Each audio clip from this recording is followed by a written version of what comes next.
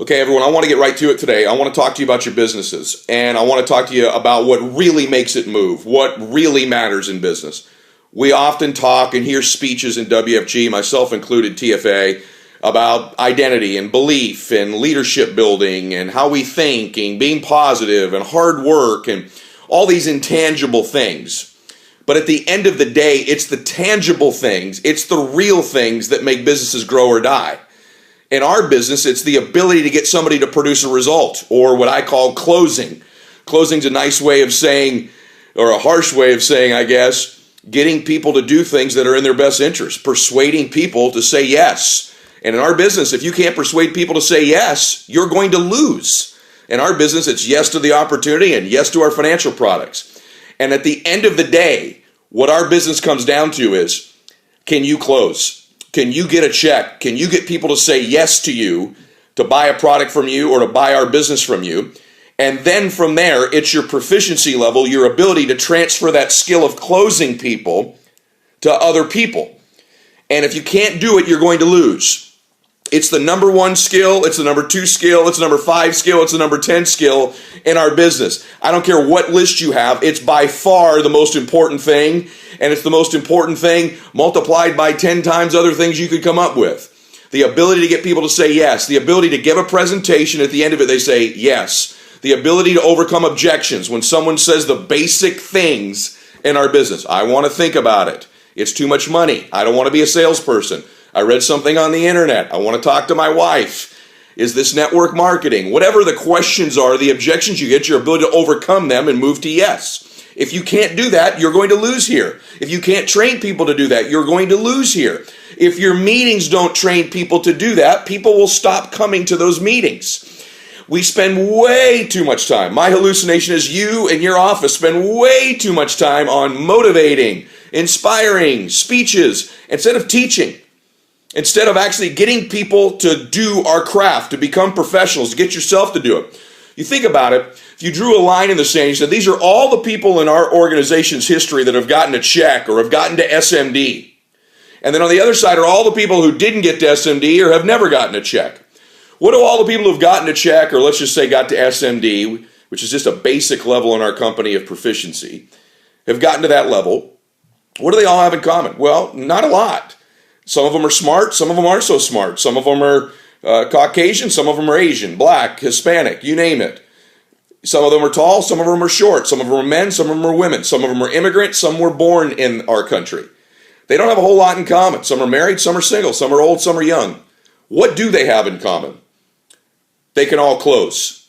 They can all get a yes, or at least at one time in their career, they developed the ability to give a presentation. At the end of it, somebody said yes. They knew the words. They knew how to say. They knew what to say when someone says, well, give me some time. Let me think about it. Or is this too much money? Or, I read this. Or is this network marketing? Or, the basic stuff, right? They're not mysteries. There's only about 8 or 10 things people say to us to object. There aren't 800. There's 8 or 10 basic ones.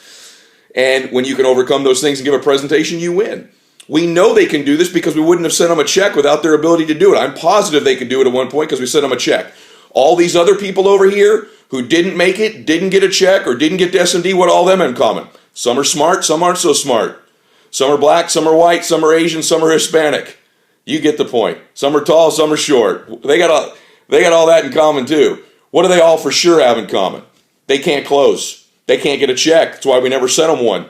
That's why they quit. That's why people quit on you. Be very clear. People quit on you, or you will quit based on your ability or inability to close. When you can close, you're going to do our business. And when you can close and then you can teach people how to persuade people, which is closing, you're really going to build something significant. We talk all the time in our business about building leaders. I want to build leaders. Scratch that. What you really want to do is develop people's abilities. That's what building leaders means, developing their abilities. When you can begin to develop someone's ability to close and produce a result, in fact, your whole career hinges not on your motivation level, not on your beliefs necessarily, because your beliefs are tied to your ability. They're hinged on whether or not you can get checks from people, whether you can get people to say yes, whether you can persuade people. And then the degree to which you succeed here will be predicated upon simply this. How good are you at transferring that skill to how many people? The more people you can transfer the ability to get yeses to, the better your business is going to do. Excuse me, the lights went out here on my computer. I'm going to give myself a little bit more light. And so that's what's going to be the difference maker in your career. People say, well, what about beliefs? Well, developing somebody is really two things. It's developing their skills and developing their beliefs. Well, which is more important? I don't know. I know this. If I can really do something very well, I begin to believe more in my business.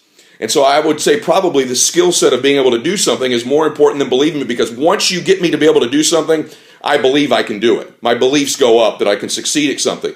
Let me give you an example.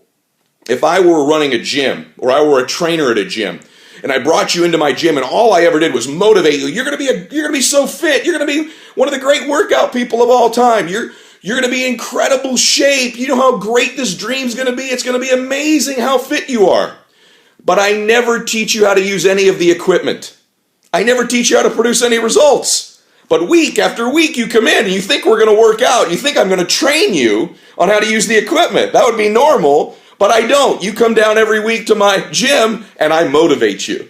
I give you a pep talk. I give you a speech. I talk about a whole bunch of things that really don't matter week after week.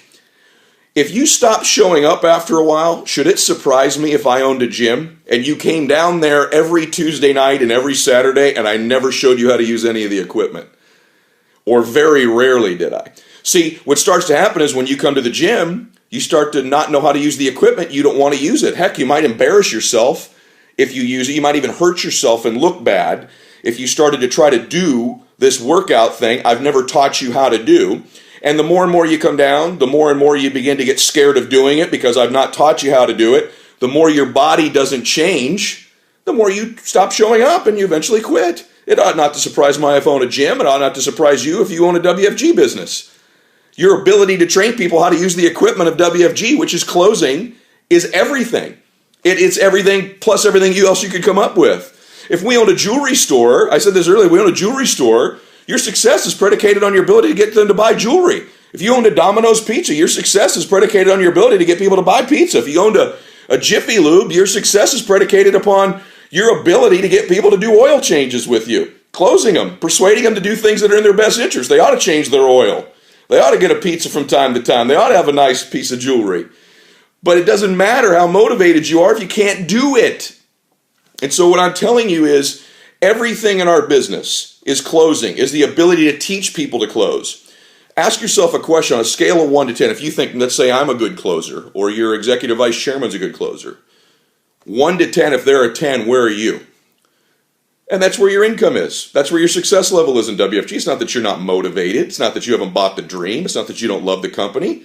It's that you can't close, or you only close okay. And then how many people have you developed that can really produce a result? They can give a presentation. They can do a hiring interview, recruiting interview. They can go in the field and they can get a check. That's a business. Our business is actually very easy. It's very simple. It takes no talent. It's all skills. Once somebody develops skills, their beliefs go through the roof. But you can't fool me. You can't get me all motivated about something I know I'm not skilled yet at doing. You can give me every speech you want Tuesday nights. I can come to every convention and every wealth bowl you ever put on. But the fact of the matter is, you are not going to convince me I can do something you've not equipped me to do. Get into the business of equipping yourself, equipping your teammates. Start listening to tapes about closing, reading books about closing, studying the closers in your office, demanding more of it in your office, teaching more of it in your office. If you're licensed and you're not a great closer, suck it up and go get field trained. Lose a little money short term to go get re-field trained and learn how to do this correctly. If you are not licensed now, field training is everything. It's where you learn to close. Go give up 3 or 4 or 5 sales to learn how to do something, to be equipped to have a career that can produce hundreds and thousands of sales in your business.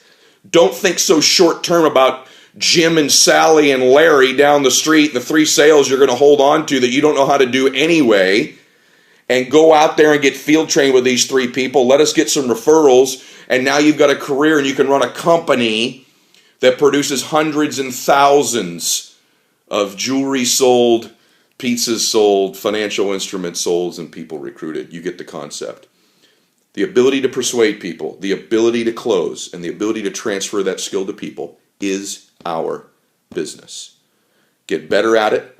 Spend more time on it. You ought to be spending 80% minimum of your waking time working on your skills at closing. Your meetings ought to be 80% about how to present, how to close, how the product works, how recruiting works, how to get someone closed in a recruiting interview. 80% of the time on that, 20% inspiring. My bet is it's 10% of the time you work on it privately on your off hours, maybe 10% of the time at your office, and 80 or 90% is wasted air. Stop trying to be so dadgum motivational. Worst thing in the world is get me all motivated and inspired about something I'm not equipped to do. I can't run a race I'm fired up to run without any running shoes. You can get me as excited as you want to come to the gym and get all fit. If I don't know how to use the equipment, nothing's going to change. And when nothing changes, I quit. And that's going to be the same for you in the business. 80% of your private time ought to be reading books, listening to tapes, studying people about persuasion and getting them good at closing, refining your presentation, overcoming objections. 80% of the time you spend with me as your recruit or your business partner, especially initially, especially the first 6 months, ought to be about closing and persuading. Give me your presentation. I'll say it, then you say it. I say it, then you say it. Okay, what are you going to say when they say I want to think about it? Boom, boom, boom, boom, boom. You go back and forth and role play. All right, God bless.